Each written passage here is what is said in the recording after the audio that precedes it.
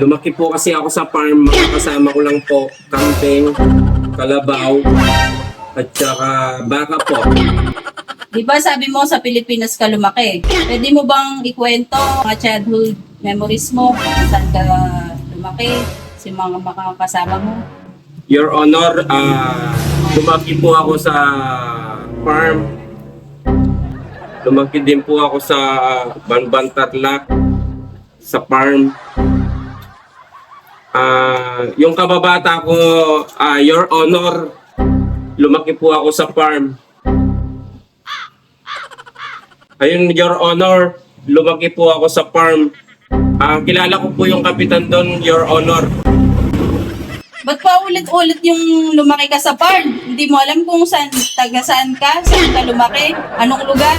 Wala kang alam, wala kang childhood memories mo, hindi mo alam kung sino yung mga kalaro mo, sino yung kasama mo sa bahay. Your Honor, lumaki po ako sa farm sa Banban Tarlac. Tinago po ako ng tatay ko. Childhood ko, basta wala na po ako maalala, Your Honor.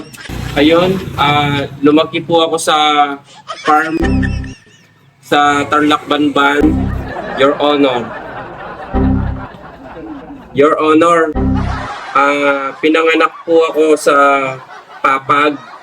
Tapos sa Ilot po ako pinanganak po ako sa Papag, tapos sa Ilot po ako, sa Ilot.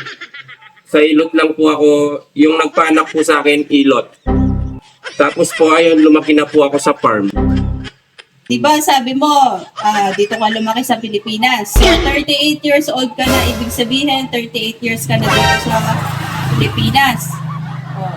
Magkwento ka sa amin, i-convince mo kami kung sa Kapampangan na salita.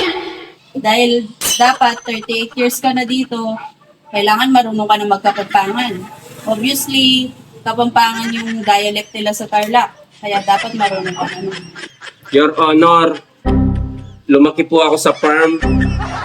Pero yung childhood ko po, tinago po ako ng tatay ko sa farm. May kasama lang po ako doon, hindi ko na po i-mention. Pero wala na po akong maalala, Your Honor. Ayun, Your Honor, yung childhood memories ko po. Lumaki po kasi ako sa farm, mga kasama ko lang po, kambing, kalabaw, at saka baka po. Dahil lumaki po ako sa farm, may kasama din po akong aso doon, tsaka po mga manok. Tinago po ako ng papa ko kay tatay ko sa farm. Lumaki po ako sa farm. Your Honor, yung pinanganak ko kasi ako, hindi ko po alam. Tulog po ako noon. Hindi ko po alam.